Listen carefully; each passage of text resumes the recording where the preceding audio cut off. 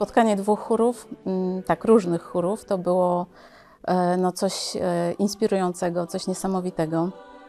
Ja w ogóle lubię takie mozaiki, które powstają właśnie z połączenia dwóch żywiołów, a myślę, że to Saluto i Ave to spotkanie dwóch energii.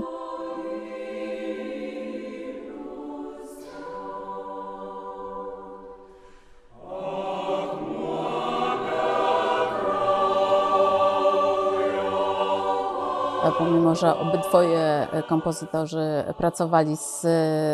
bazowali na sztuce Churionisa, tak, i muzycznej, i plastycznej, no to stworzyli utwory o różnym charakterze. Pewnie nie bez znaczenia też i ich narodowość, tak, i doświadczenia artystyczne tutaj odegrały rolę.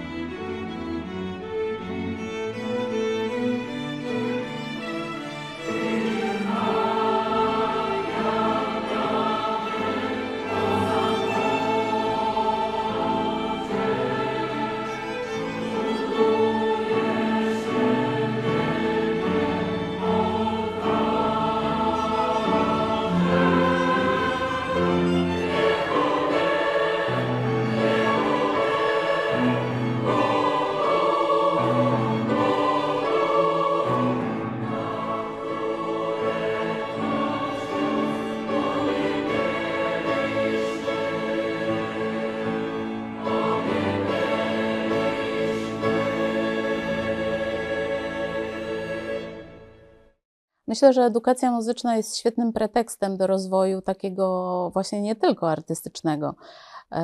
No, naukowcy pewnie wiedzą lepiej, że tam powstają nowe połączenia w mózgu i tak dalej, ale przede wszystkim my poznaliśmy lepiej siebie, swoje możliwości, uwierzyliśmy w siebie, w to, że damy radę.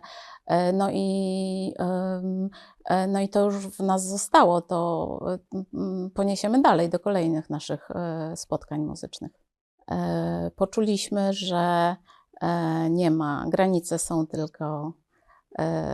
tylko na politycznym poziomie, a między nami nie ma ani stereotypowych jakichś podziałów, że Litwini nie lubią Polaków, że chłodnik, tak, litewski jest litewski, albo że sękacz jest polski, a nie litewski.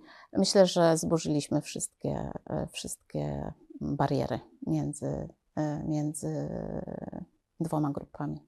Przede wszystkim w sali imienia Lutosławskiego byłam do tej pory jako słuchacz, jako widz. Stanęłam po drugiej stronie, także ogromne przeżycie.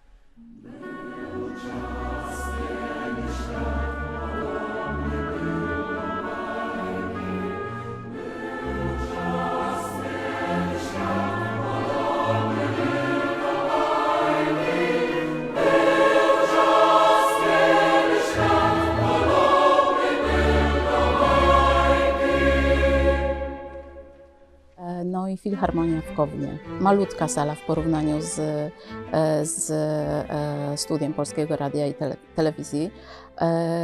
Kameralne, obydwie sale wymagające bardzo dla muzyków, tak? Bezwzględne dla naszych błędów, no ale ogromne przeżycie. Nie wiem, czy jeszcze kiedyś mi się uda być czy na jednej, czy na drugiej scenie. To był fan przede wszystkim, to była przyjemność.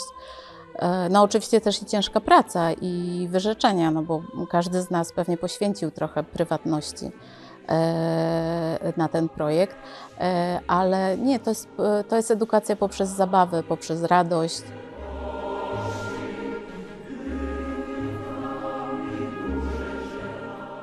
The Polish-Lithuanian Cultural Project, together with Ave Foundation and Kaunas Mixed Choir Saluta, dedicated to the remarkable artist Čiurlionis, left an unforgettable impression on everyone who participated in this project. It was a truly magical experience, uniting two cultures and reimagining Chiurlionis' work through the ears of contemporary composers.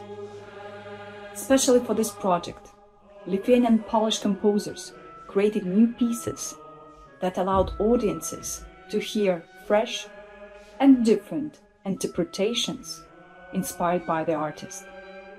Beyond the music, this project became a celebration of connection and discovery.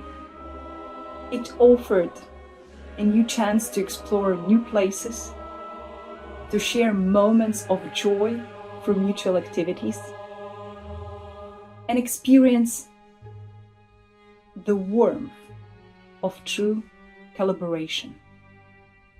We are profoundly grateful for the opportunity to be a part of this inspiring journey, a project that celebrated creativity, cultural harmony, and the power of art.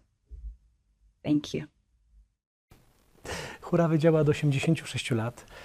Robiliśmy w swojej historii najróżniejsze rzeczy. Mamy mnóstwo nagród, nagrane płyty, występy w telewizji, parę prawykonań utworów różnych kompozytorów i postanowiliśmy, że trzeba zrobić coś nowego, coś takiego ożywczego, coś, co będzie nieszablonowe. I pomyśleliśmy, że warto byłoby zrobić coś w kooperacji z partnerem zagranicznym. Tym bardziej, że od wielu lat w Fundacji AWE realizujemy różne projekty młodzieżowe, polsko-ukraińskie, polsko-litewskie i z młodzieżą z innych krajów i widzimy, jakie jest to fajne, rozwijające, edukacyjne. I pomyśleliśmy, żeby przenieść trochę to doświadczenie na chór. A tutaj jeszcze pojawiła się Ala, czyli studentka prawa, która od pewnego czasu śpiewa w chórze, jest też wolontariuszką i łaziła za mną i mówiła: Bartek, znajdź mi coś, co ja mogę robić w fundacji. Więc tak trochę od niechcenia powiedziałem: znajdź jakieś partnerskie chóry, z którymi możemy nawiązać współpracę. I myślałem, że nic z tego nie będzie. Ala przychodzi po 2 tygodniach i mówi: znalazłam chór z Kowna, chór litewski, bardzo są zainteresowani współpracą. Powiedziałem tak dosyć odpychająco: sprawdzę, co to za chór, czy jest na odpowiednim poziomie. Sprawdziłem i okazało się, że to jest znakomity chór, jeden z najlepszych chórów litewskich, o olbrzymim dorobku, mnóstwie nagród, ze znakomitą dyrygentką Ramutę Sztrejmikitę, która jest również profesorką konserwatorium w Kownie. Zespół z olbrzymim dorobkiem, więc trudno było w tym momencie się z tego wycofać. I wtedy przypomniał mi się Chiurlionis. Chiurlionis, z którym ja się po raz pierwszy spotkałem w momencie, kiedy odkrywaliśmy dla Białęki Wandę Schreiberównę, taką niesamowitą artystkę, ceramiczkę, która przed wojną zrobiła na Białęce pierwszy dom kultury i wiejskie dziewczyny uczyła malować garnków, a potem te garnki pychały do Paryża i podbiły Paryż.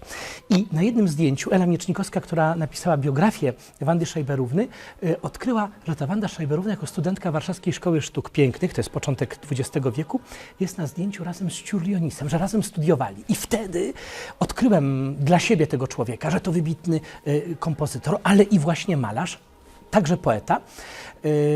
To nazwisko mi zostało w głowie, wtedy nic więcej z Chiurlionisem nie zrobiłem. Później z kolei mieliśmy projekt o matce Matyldzie Getter, franciszkance rodziny Maryi, która uratowała w czasie wojny 2000 dzieci żydowskich. I okazało się, że Chiurlionis umarł w miejscu, które znajduje się w jednym z klasztorów sióstr rodziny Maryi w Markach, Czerwony Dwór, jest po dzień dzisiejszy, więc ten Chiurlionis znowu do mnie przyszedł. A Litwinów chyba chwyciło za serce, że to właśnie jest Chiurlionis, Mikołaj Konstanty Chiurlionis, bo to jest ich wieszcz, taki jak dla nas Mickiewicz. Człowiek, który rzeczywiście, chociaż na początku swojego życia nie mówił po litewsku, mówił po polsku, tak się mówiło w jego domu. Wszystko, co napisał po polsku. 2/3 życia spędził w Warszawie, to pod koniec swojego życia, także za sprawą swojej narzeczonej, później żony Zosi Sztrejmikite, włączył się w taki nurt litewskiego odrodzenia. Włączył się w działania, aby wskrzesić Litwę, niepodległą Litwę i całą swoją twórczość dedykował Litwie i rzeczywiście stał się takim symbolem niepodległości i tożsamości litewskiej.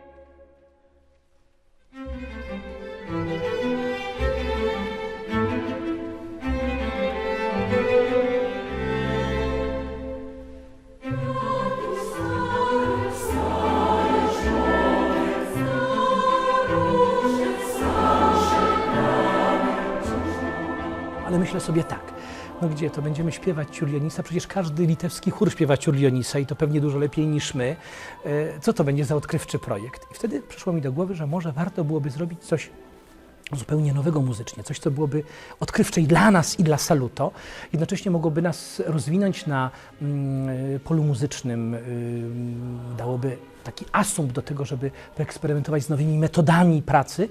I wtedy pojawił się pomysł, żeby do obrazów Ciurlionisa stworzyć zupełnie nową muzykę. I mówię do Ali, napisz do Saluto, że my mamy kompozytora, współpracujemy z Jerzym Cemrzyńskim, znakomity laureat Grammy, on nam napisze muzykę, no ale dobrze, żeby był też jakiś litewski kompozytor, który by napisał część tego utworu. I myślałem, że tutaj się projekt zakończy, bo gdzie oni będą szukać kompozytora? Ala na drugi dzień pisze, mają znakomitą kompozytorkę, Zita Brużajtę. Wpisuje w wyszukiwarkę, okazuje się, że jest nazywana litewskim Haydnem. Rzeczywiście wybitna kompozytorka, która zgodziła się współpracować.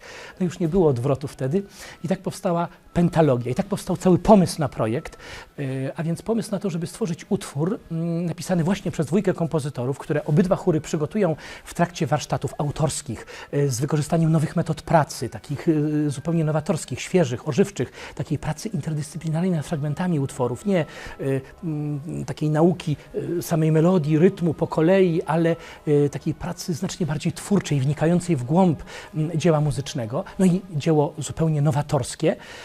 No i w ten sposób powstała właśnie Pentalogia, przy czym jeszcze była kwestia tekstu. Ten utwór musi być o czymś.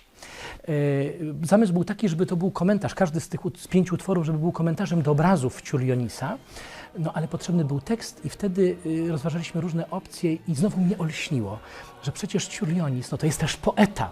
Co prawda niewiele jego utworów się zachowało, chociaż pisał w większości po polsku, to w czasie I wojny światowej i II większość tych rękopisów spłonęła. Znamy je najczęściej z odpisów litewskich. Natomiast nieco tej literatury jednak zostało, jego poematów, nawet fragment prozy, bardzo osobliwy, pokazujący, że był rzeczywiście twórcą awangardowym. On wyprzedzał swoją epokę i co ciekawe, on wyprzedzał tę swoją epokę we wszystkich dziedzinach. Był naprawdę genialnym, takim wyznaczającym nowe trendy i kompozytorem, i malarzem, i poetą. No i na bazie jego poematów, na bazie jego listów skompilowałem, tak by trzeba powiedzieć, bo to, że jestem autorem słów, to jest za dużo powiedziane. Jest taka kompilacja jego myśli, jego poematów, które się układają w takie opowieści do obrazów. Królewska bajka, Rex, sonata morska, a Zita Brużajte stworzyła Pasakę i Juros Andante i to się wszystko tworzy na taką właśnie całość, która jest nie tylko powieścią do 5 obrazów Ciurlionisa, ale jest też wejściem w jego świat, bo Ciurlionis całe swoje życie i całą swoją twórczością szukał krainy piękna. Uważał, że wszyscy stamtąd pochodzimy i musimy tam wrócić. Ten proces powracania jest bardzo skomplikowany, ale nie będę mówił, jak on wygląda. To już musicie Państwo wejść w jego muzykę, w jego twórczość, żeby to zrozumieć. I mówił jeszcze jedną ważną rzecz, że nie ma granic między sztukami. To był prawdziwie taki pionierski twórca interdyscyplinarny, który mówił, że wszystko, co nas otacza, cały świat jest symfonią, tylko trzeba to zobaczyć, trzeba to odkryć. I jak się tak patrzy na świat, to wszystko wygląda inaczej, życie wygląda inaczej, wszystko wygląda piękniej. Mój wkład w cały projekt rozpoczął się już na samym początku. Byłam odpowiedzialna za znalezienie nam partnera do pomysłu, który powstał w głowie Bartka. No i faktycznie szukałam jakichś chórów gdzieś właśnie na Litwie. Napisałam do paru. Większość mi nie odpowiedziała, część odpowiedziała, że teraz to nie mamy czasu, ale właśnie Saluto w pewnym momencie odpowiedziało z takim zainteresowaniem, że ciekawy projekt, ale też jak nas znaleźliście. No i bardzo szybko przeszliśmy do konkretów. Proces koordynacji, porozumiewania się z jakimś takim zespołem, z grupą, która jest zupełnie niezależna od nas, z którą musimy się zgrać, czyli taka umiejętność zgrywania się z taką zupełnie niezależną od nas grupą, dosyć sporą jednak ludzi. To było bardzo twórcze.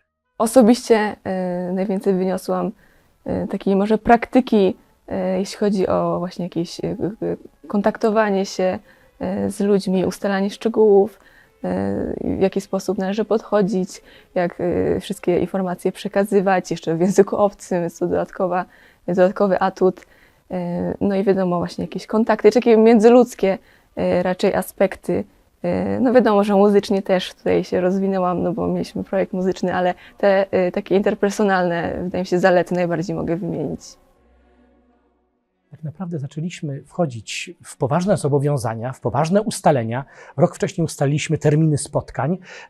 Plan był taki, że pracujemy nowatorskimi metodami, każdy zespół osobno, przygotowujemy ten repertuar, po czym dwukrotnie się spotykamy na intensywnych warsztatach muzycznych i wieńczymy to 2 koncertami.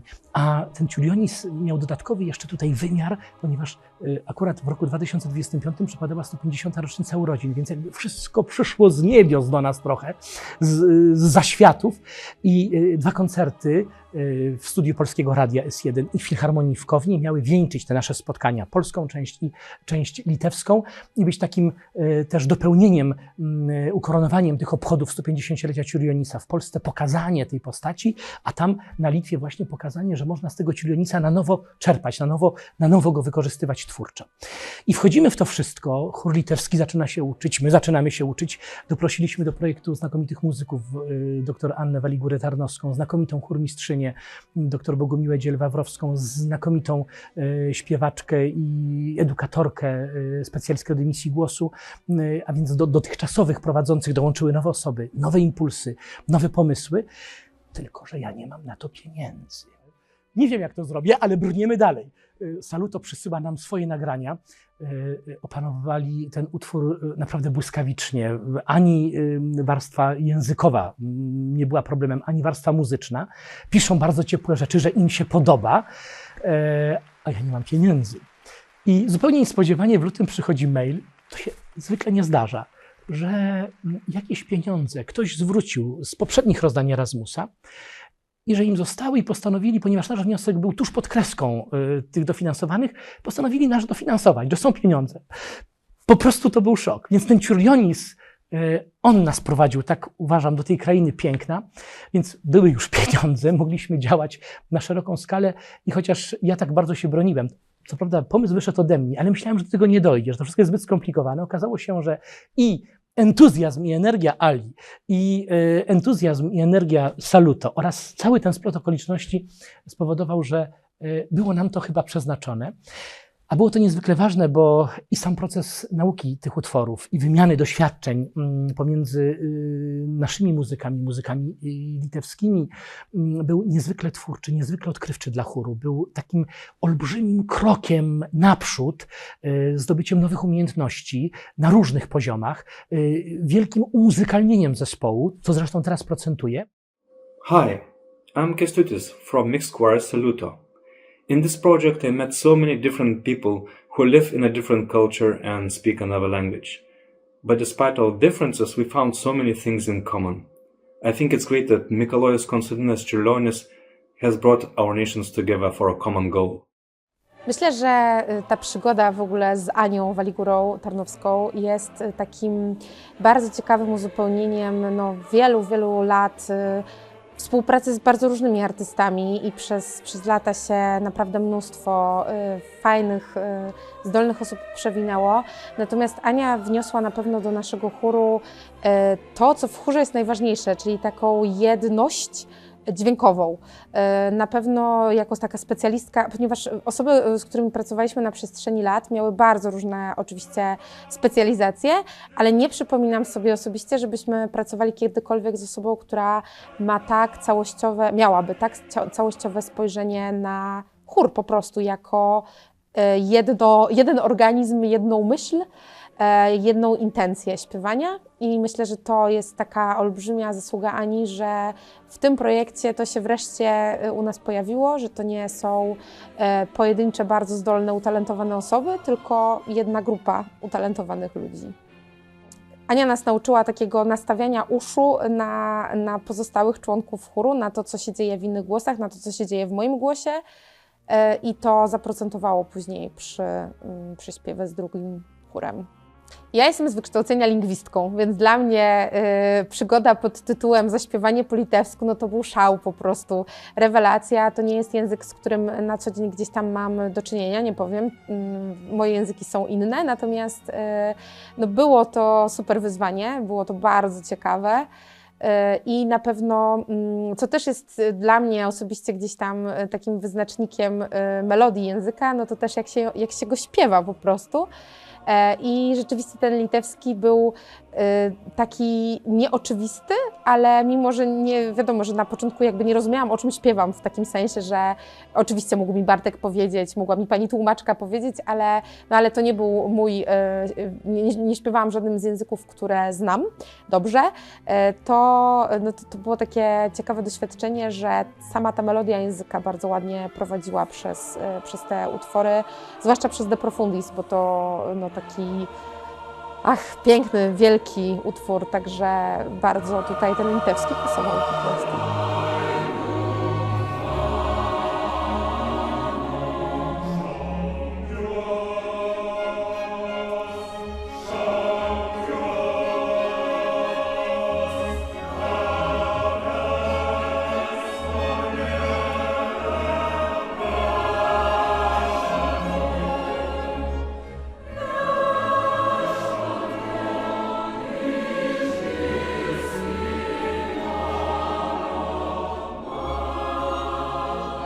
Ten projekt nauczył mnie, że mimo bycia pełnoetatową mamą i pełnoetatową pracowniczką jestem w stanie podjąć jeszcze jeden etat, przynajmniej na jakąś chwilę, taki artystyczny.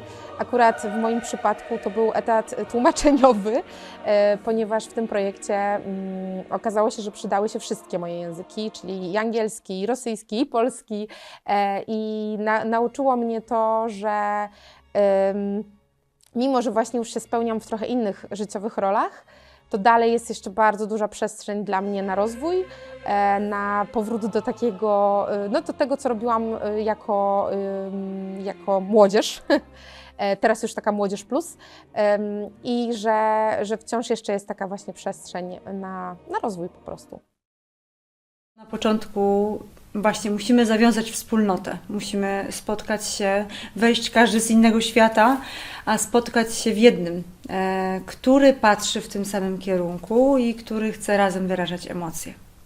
To było bardzo duże wyzwanie. Myślę, że nie tylko dla mnie, tylko też dla chórzystów, bo właśnie te dwa światy też pracy wokalnej na szczęście nie okazały się zbyt różne, więc to nie był długotrwały proces tego zespojenia się w brzmieniu, ale same emocje towarzyszące nam w trakcie przygotowań i właśnie zadawane pytania, jak to będzie, czy te nasze chóry w warstwie takiej muzycznej będą ze sobą w korelacji, czy raczej będzie to walka. Nie była to walka, była to czysta przyjemność i przygotowywanie chóru też opierało się trochę na tym, że wymienialiśmy się filmikami.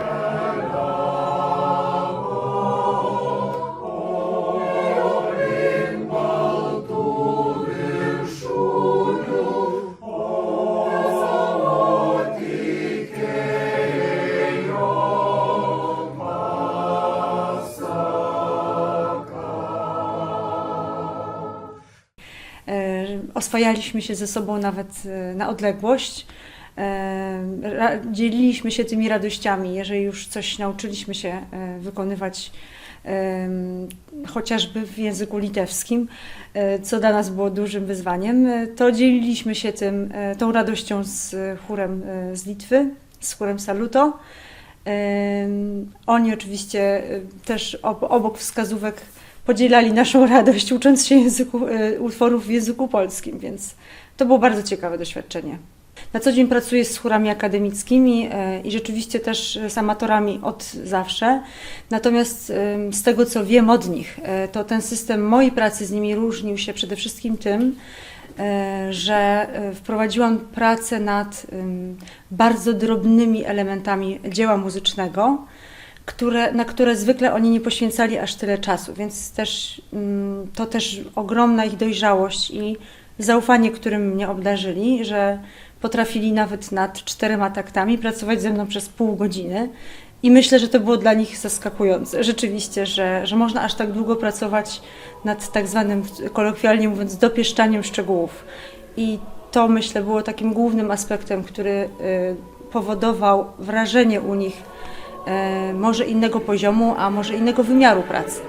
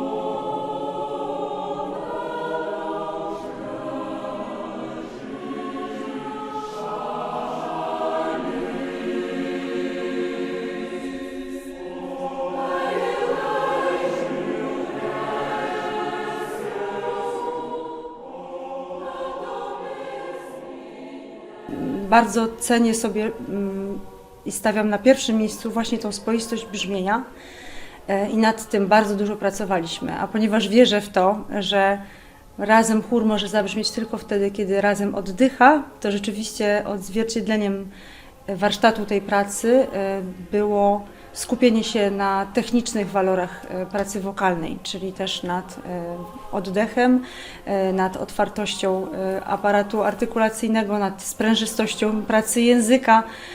Także wszystkie te elementy pracy z głosem też wplatane były w pracę nad utworami. Tak naprawdę to ja cały czas odkrywałam to dzieło.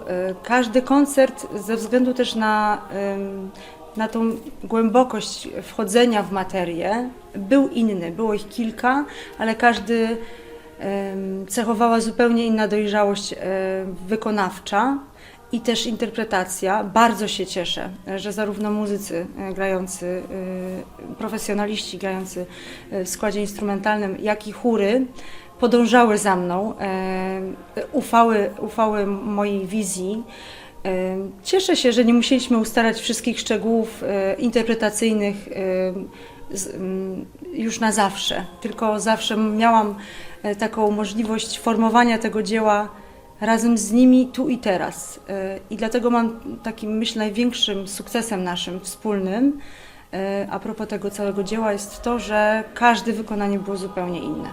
Na różnych poziomach też chórzyści pokazywali mi no właśnie siebie i te relacje, które się też zrodziły w trakcie trwania tego projektu. Na szczęście trwają dla mnie, na szczęście do dziś trwają i nauczyłam się od nich przede wszystkim takiej pokory, bardzo dużej wytrwałości, miłości do pasji, ale takiej najczystszej, jaka istnieje, ponieważ bywały próby, gdzie potrafili naprawdę przez 7 godzin pracować bez przerwy nad tym samym repertuarem, co nawet dla ciała jest dosyć męczące, już nie mówiąc o percepcji, ale byli cały czas w pełni zaangażowani, więc to też mnie nauczyło, oni mnie tego nauczyli, że jak ci na czymś zależy, to nawet jeżeli na starcie poprzeczka jest trochę wyżej niż wydaje ci się, że nawet sięgniesz, to ty możesz tam dojść, tylko musisz wytrwale pracować. I oni mi o tym przypomnieli, bo życie muzyka w zasadzie do tego się sprowadza od zawsze, tak, że my zawsze musimy wyżej mierzyć, żeby tam dochodzić, rozwijać się. I oni mi przypomnieli ten cały proces i dlatego mam do nich ogromny szacunek, też w tym, jak oni wzrastają, z jakim zaangażowaniem, w jakiej postawie na początku. Tak naprawdę my przychodzimy na próbę, każdy z nas, z jakimś bagażem po całym dniu, który niesie na plecach. I jeżeli podczas tego pierwszego spotkania, pierwszych ruchów, które wykonujemy razem, pierwszego na tym samym poziomie zrozumianego żartu, śmiechu, relacji, kontaktu, jeżeli tego nie ma, ja uważam, że chór wtedy nie jest chórem, bo to w ogóle nie chodzi o dźwięki. To bardziej chodzi o to, czy my chcemy coś razem zrobić. I to, co jest najtrudniejsze, i to, co rozstraja chór z mojej perspektywy, to są konflikty. To są takie osoby narcystyczne, które z założenia nie chcą się dostroić, bo nie wklejają się w grupę, nie chcą się wkleić w grupę. To są osoby, które alienują się od zespołu. To są te rzeczy, może nie do końca muzyczne w pewnym sensie, ale one naprawdę z mojej perspektywy decydują o tym, jak chór będzie potem funkcjonował podczas całej próby. I tutaj też taka anegdotka, bo chór, odkąd ja przyszłam, zaczął coraz punktualniej przychodzić na próby, dlatego że staram się też bardzo zaskakiwać ich od czasu do czasu jakimiś wesołymi piosenkami czy wprawkami wokalnymi w trakcie tak zwanego rozśpiewania, które stało się już rutyną tego zespołu, a wiem, że póki mnie w nim nie było i przy nim nie było, to rozśpiewanie nie służyło temu, w co ja właśnie wierzę. Więc to też taka ciekawostka, że są osoby, które zmieniły nastawienie do punktualności, bo też czują, że to ma znaczenie i ma to sens, żeby być razem od samego początku próby. Myśmy oczy otwierali, jejku, co Ania z nami robi, prawda? Co ona z nami robi? Myśmy wychodzili zachwyceni, oprócz tego, że próba długa, 3 godziny, prawda, łącznie z Bartka instrukcjami, prawda, 3-godzinna i tak dalej, myśmy wychodzili normalnie, zafascynowani, tylko wspominaliśmy, jejku, jaka to jest klasa, jaka to jest różnica, jak to nas podnosi, jak nas buduje.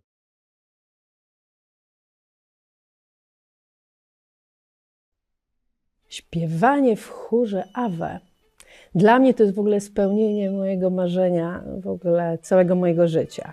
I chociaż nie myślałam, że będę to robiła, ale gdzieś podświadomie zawsze o tym myślałam w sensie marzenia jakiegoś, tak, bo lubiłam śpiewać, tylko myślałam, że nie umiem i dlatego nigdzie nie śpiewałam tak jako chór. To dla mnie było marzenie, nie dla mnie. A później jak przyszedł na mnie czas, więcej wolnego czasu niż wtedy, kiedy pracowałam, to spróbowałam i teraz w ogóle żyć bez tego nie mogę. Myślałam na początku, że to będzie tylko po prostu śpiewanie, a okazało się, że jest tyle rzeczy do odkrycia w sobie samym. Tego, w jaki sposób można śpiewać, co trzeba robić, żeby śpiewać tak jak inni, żeby być jedną całością. Okazuje się, że to jest naprawdę wielka praca i wielka sztuka. Ale to sprawia właśnie frajdę, to, że można się tego uczyć i ciągle robić to lepiej. I słucham siebie teraz i słuchałam siebie rok temu, to w ogóle to jest inne śpiewanie. Ojej, to był kosmos. To był wielki strach, taka wielka niewiadoma, praktycznie związana ze wszystkim, z barierą językową. No bo raptem trzeba było śpiewać w nie swoim języku, w języku litewskim. Co prawda dostaliśmy transkrypcję utworów, było to śmieszne, bo co innego było napisane, co innego później przyszła lektorka i nam poprawiała błędy, wymowy, ale było to fajne, ciekawe, a jednocześnie no, takie niepokojące. Jak oni nas odbiorą, jak my ich odbierzemy, no wielka niewiadoma. Myśmy tutaj na swoim terenie ćwiczyli swoje, oni na swoim terenie ćwiczyli swoje, prawda? I teraz trzeba było się w pewnym momencie spotkać i połączyć te wszystkie głosy, te wszystkie właściwe wymawianie fraz, właściwe wymawianie słów. I też przynajmniej ja bardzo miałam taki wielki niepokój, czy dobrze to zrobię, a chciałam zrobić jak najlepiej. No, było to ciekawe, a jednocześnie takie stresujące bardzo. Jestem od 2 lat szczęśliwą emerytką, więc myślałam, że już mnie nic dobrego nie spotka. tylko powiedzmy tam bawienie wnuczki, robienie zakupów, narzekanie na cały świat. A tu się okazuje, że nie, że mogę śpiewać, mogę realizować się, mogę spotykać młodych ludzi, którzy są razem z nami i oni dają nam energię, przynajmniej mnie. Jest tylu pasjonatów wśród tych młodych, że oni zarażają nas, dorosłych, bardzo dorosłych, dają nam poczucie, że wiek się nie liczy. Liczą się chęci, liczą się emocje, liczą się przeżyte wspólne chwile, liczy się tu i teraz i to, co robimy. Wcześniej spotkałam się z nazwiskiem Ciurlionisa, ponieważ pracuję w Markach, w przedszkolu sióstr franciszkanek. I tam jest taki domek stary, zrujnowany, z tablicą Ciurlionis. No i 10 lat temu, jak zaczęłam pracę, przeszłam się obok, no Ciurlionis, fajnie, poczytałam troszeczkę w internecie, no dobrze. I praktycznie zapomniałam o tym. I raptem, jak zaczęliśmy projekt Ciurlionis, Ciurlionis, no skądś znam to nazwisko, wiem nawet gdzie przebywał, gdzie tam pomieszkiwał. I jak zaczęliśmy drążyć temat Ciurlionisa i wchodzić w jego muzykę, no okazało się, że wow, to nie tylko samo nazwisko, to nie tylko tablica wmurowana na budynku, ale też człowiek, który miał swoje przeżycia, miał różne emocje i praktycznie te emocje można było odczuć w jego muzyce, którą żeśmy tworzyli wspólnie i te nowe utwory, które zostały napisane na podstawie muzyki Ciurlionisa. Był taki moment, że początek był zupełnie dziwny, bo żeśmy odśpiewywali te nuty.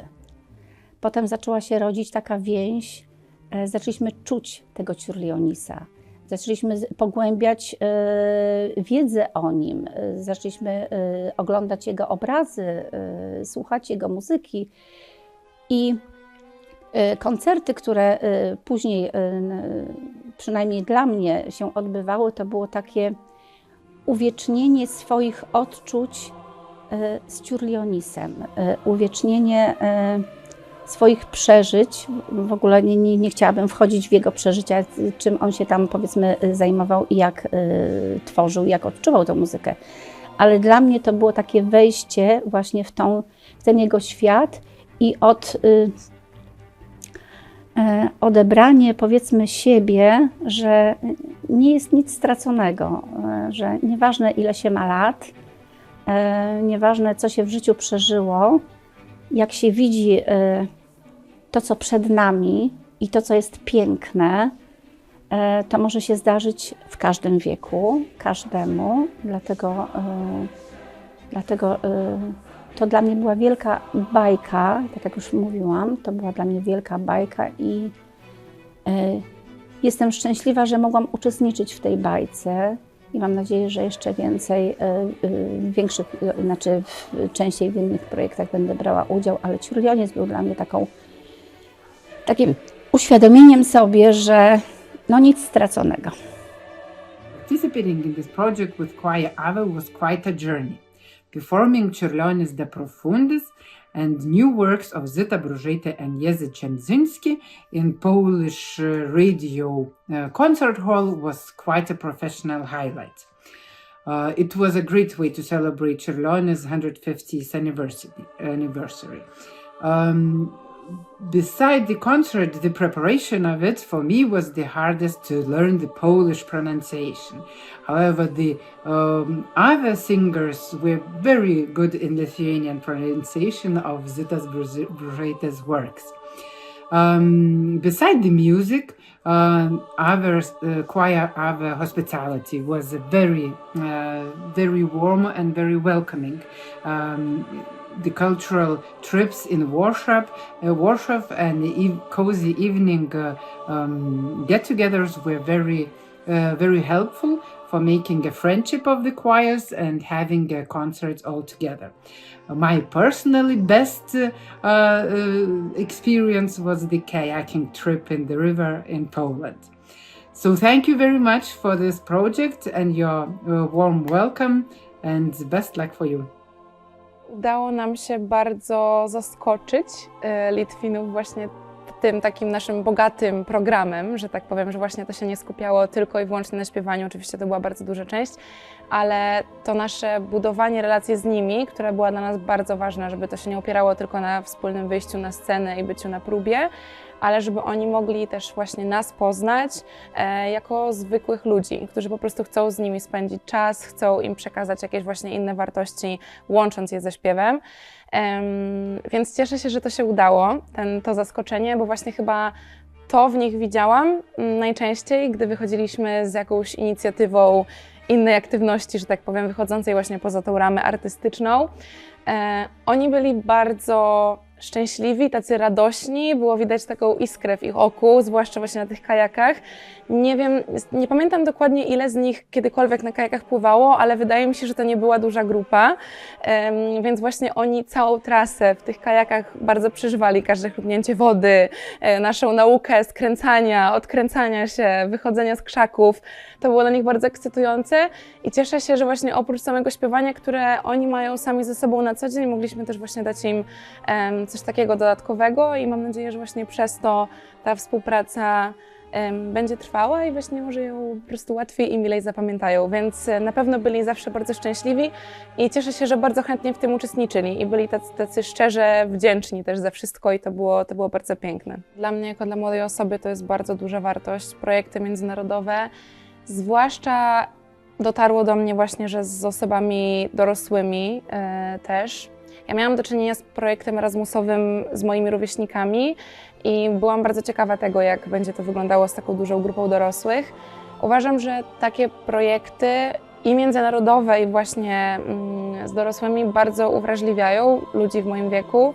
Ja jestem na etapie, gdzie mam długą drogę edukacji już za sobą, ale nadal mam dużo przed sobą. Jestem na etapie studiów, więc powiedzmy, że już coś przeżyłam, natomiast jeszcze bardzo dużo jest przede mną.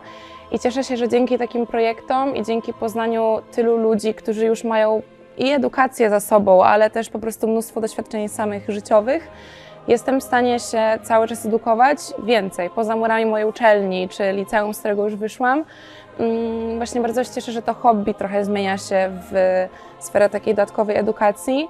A jeśli chodzi o sam projekt muzyczny, to zdecydowanie też bym się zgodziła, że to uwrażliwia. Uważam, że w ogóle każdy projekt artystyczny uwrażliwia. Myślę, że nie byłabym taką empatyczną osobą, za jaką siebie uważam aktualnie, gdyby nie muzyka. To jest coś, w co można naprawdę się bardzo wczuć i trochę w tym tak zgubić, ale pozytywnie.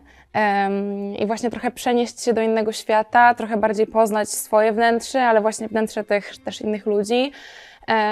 Podczas kiedy my śpiewamy, kiedy widzimy na przykład innych ludzi śpiewających, chociażby właśnie z chóru Saluto, ja jestem w stanie widzieć w tych ludziach właśnie prawdziwą pasję, w tym oku, w ruchu, w mimice twarzy i kiedy coś takiego łączy ludzi, ma się jakoś tak więcej wrażliwości do siebie nawzajem i więcej zrozumienia i też to bardzo łączy właśnie na takim polu ogólnie relacji, jest się dużo bliżej siebie, więc to jest zdecydowanie bardzo wartościowe dla mnie, jako dla młodej osoby.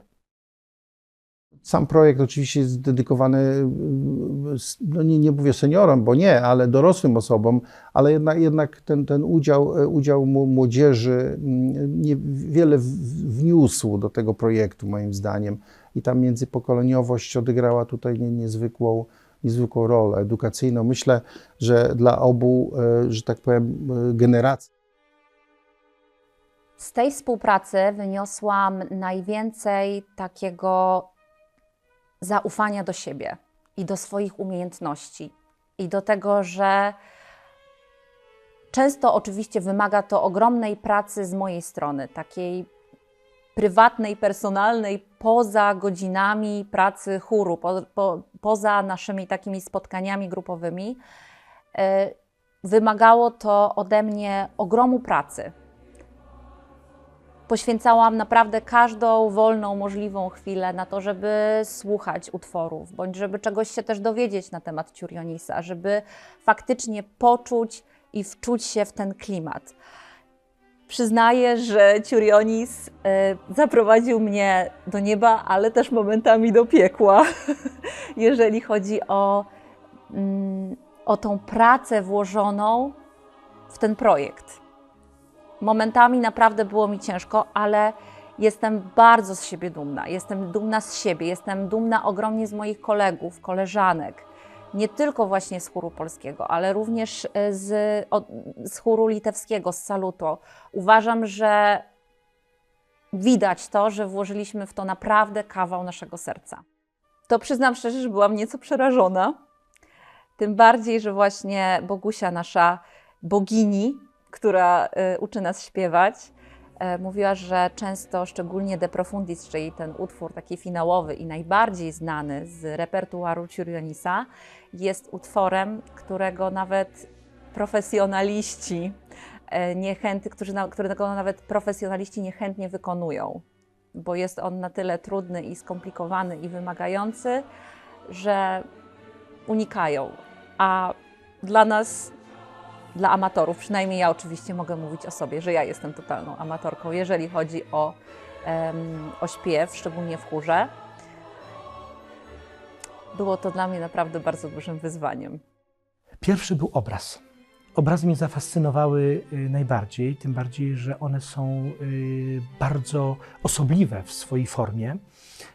Myślę, że nie ma czegoś porównywalnego. Trudno Ciurionisa odnosić, jest tak oryginalny w swoim wyrazie właśnie tym malarskim, a co ciekawe, zaczął malować dosyć późno, bo przede wszystkim najpierw był kompozytorem, uczył się najpierw w Warszawskiej Szkole Muzycznej i zdobył uznanie, wygrywał nagrody. Dopiero potem, kiedy stworzono Warszawską Szkołę Sztuk Pięknych, odkrył w sobie taką chęć malowania. Co prawda już jako dziecko coś tam malował, ale rodzice te rzeczy palili, uważali, że to jest w ogóle nieistotne, więc dopiero w końcówce swojego życia, to jest w zasadzie ostatnia dekada życia, kiedy zajął się tą sztuką wizualną na dobre i rzeczywiście osiągnął w tej dziedzinie wyżyny i w tych obrazach przyciąga symbolika przede wszystkim, bo one są tak nieoczywiste, na tak wielu poziomach można je czytać, wnikać, a do tego są tak ciekawe i formalnie, i kolorystycznie, że rzeczywiście to nie jest sztuka, wobec której można przejść obojętnie. To są obrazy, przy których się staje i autentycznie zanurza w te obrazy, a jednocześnie pojawiają się takie iskierki w duszy. To jest rzadkie, przynajmniej u mnie, w obcowaniu ze sztuką wizualną. Kiedy się czyta jego słowa, te słowa grają. I to jest z kolei odniesienie do jego twórczości tej kompozytorskiej, która też była awangardowa, choć z naszej perspektywy tego wszystkiego, co wydarzyło się w muzyce później, może już nie jest aż tak zadziwiająca. Natomiast jego wiersze, jego frazy tekstowe, one autentycznie grają wielkie wyczucie takiej rytmiki, akcentu, które jest wedle mnie naprawdę wyjątkowe. Dlatego pisząc, kompilując ten tekst pentalogii z jego tekstów, od razu gdzieś słyszałem muzykę. Jestem zdumiony, jak Jerzy Cemrzyński wspaniale tę muzykę oddał, w jaki sposób ją znakomicie odwzorował, bo dokładnie to, co napisał, gdzieś we mnie grało. Więc to musi być coś więcej niż tylko poczucie estetyczne Bartka, czy poczucie estetyczne Jurka. Tak jak Jerzy mówi, ta muzyka już gdzieś jest, tylko ja ją muszę wziąć i zapisać na papier. I tak się chyba stało i myślę, że Ciurionis jest z tego zadowolony, że to było takie właśnie ciurionisowe. Muszą się skądś brać te dźwięki, bo inaczej to nie mogłoby odzwierciedlić tego, co chce powiedzieć kompozytor. One się, moim zdaniem, bo czasami nad tym myślę, moim zdaniem one się biorą z historii każdego z nas, z jego życia, właściwie z początku jego życia przede wszystkim. Potem to życie staje się bardziej takie, no nie powiem, że nudne, ale takie bardziej przewidywalne. Natomiast samo dzieciństwo to jest poznawanie wszystkiego i to wszystko, co poznajemy, zostawia jakiś ślad w każdym z ludzi, w każdym z nas. I ważnym jest, żeby odszukać te dźwięki w sobie i przelać je na muzykę. Są to różne dźwięki, są to dźwięki przyrody, są to zapachy, są to jakieś widoki, jakieś zapachy lasu, zapachy łąki, zapachy siana. To potem wszystko można przełożyć na język muzyki. Miałem bardzo dużą swobodę twórczą. Miałem ciekawy dobór instrumentów. To kwintet smyczkowy wbrew pozorom plus obój, rożek to jest bardzo dużo. Można bardzo wiele pokazać. Także surrealizm bardzo wiele dla mnie znaczy, bardzo wiele dobrego.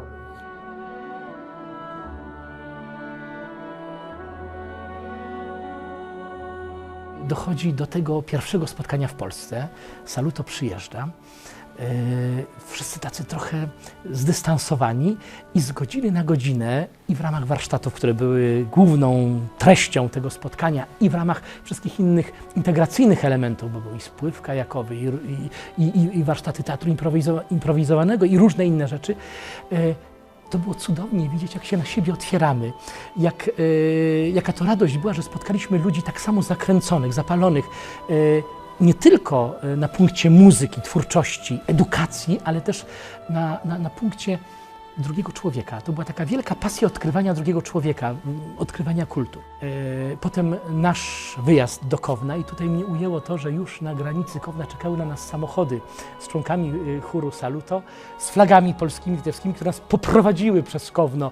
Jechaliśmy naszym autokarem za tymi pojazdami.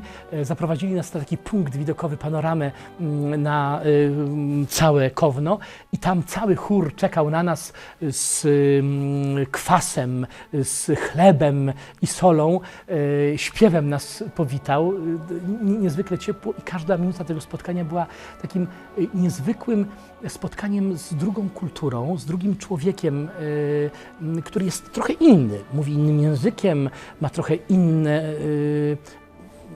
uwarunkowania kulturowe, inną historię i wspaniale było widzieć, jak to wszystko się łączy, jak nawiązujemy autentyczną przyjaźń i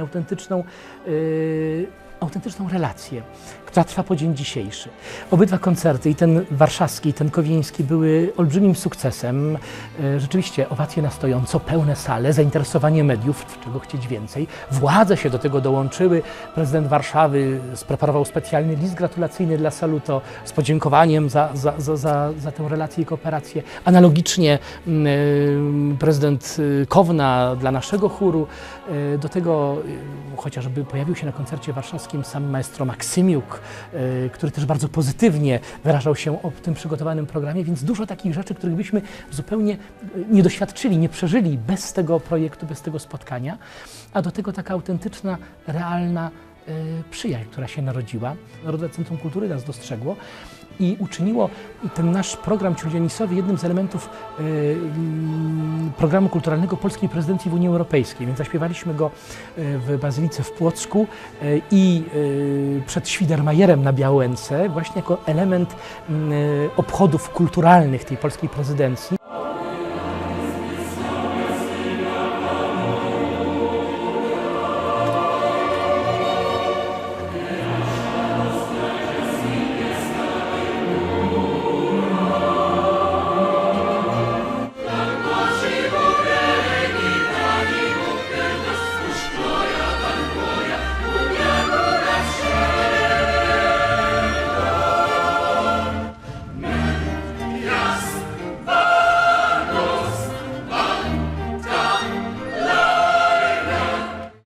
Ciurlionis świetnie się w to wpisywał, bo był artystą, który tak naprawdę łączy te dwie kultury, litewską i polską, łączy dwa miejsca i pokazuje, że ta wielka, wspólna Europa nas się łączy z takich małych, lokalnych tradycji, małych, lokalnych kultur. I ta różnorodność jest niezwykle ubogacająca i ważna. Śpiewaliśmy również na zaproszenie burmistrza Marek właśnie jesienią w Markach, w miejscu, gdzie Ciurlionis zmarł. I co więcej, jest zapotrzebowanie. Wciąż ten program będziemy jeszcze w tym roku eksploatowali, więc jest ciąg dalszy. Planujemy wspólne projekty i to jest niesamowite, jak wiele nowej energii ten projekt dał nam wszystkim, wiele nowych impulsów i też w jakiś sposób otworzył nasz chór na zupełnie nowe ścieżki, nowe działania. Przez całe życie lubię się uczyć. W każdym razie cały czas coś staram się tworzyć, więc to też jest twórczość. Więc ta edukacja pozwala mi nawet w tym moim wieku, tak, niezbyt młodym, że tak powiem, pamiętać o tym, że jeszcze coś potrafię, jeszcze mogę opanować coś nowego i mogę iść do przodu. Więc to jest ogromna motywacja dla mnie, żeby się rozwijać. Nauczyłam się poprawnie oddychać śpiewając po tych wielu latach, jak wypuścić brzuch, a nie go wciągnąć, jak wydobywać te wysokie dźwięki, których nie sądziłam, że będę w stanie wydobyć. Było to coś dla mnie po prostu bardzo odkrywczego w moim własnym śpiewaniu.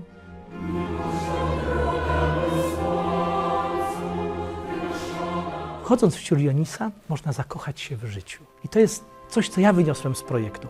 A jeśli chodzi o chór, no bo nie mogę też od tego odejść, to była duma, przede wszystkim duma. Chór prowadzę od 30 lat. To już szmat czasu. I nigdy nie przypuszczałem, że staniemy na deskach Filharmonii w Kownie, że będziemy robić tak niesamowite rzeczy, że maestro Maksymiuk będzie słuchał naszego chóru i wyrażał wielki aplauz i wielkie uznanie. To są takie rzeczy, które w jakiś sposób usensowniają to wszystko, co było wiele lat przed i też powodują, że człowiekowi wyrastają skrzydła i chce się jeszcze więcej.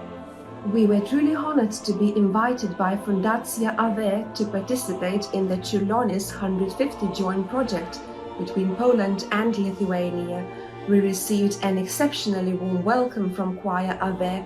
Bartek was also part of this wonderful experience, joining us for the amazing few days we spent in Poland. During our stay, we not only had the opportunity to perform and be recorded at one of Poland's prestigious venues, but also to engage in a meaningful exchange of history, culture and newly composed music written especially for both choirs. We also greatly enjoyed hosting Choir AWE here in Kaunas, Lithuania, presenting two major concerts, one in Poland and one in Lithuania, was a true joy and a valuable musical experience.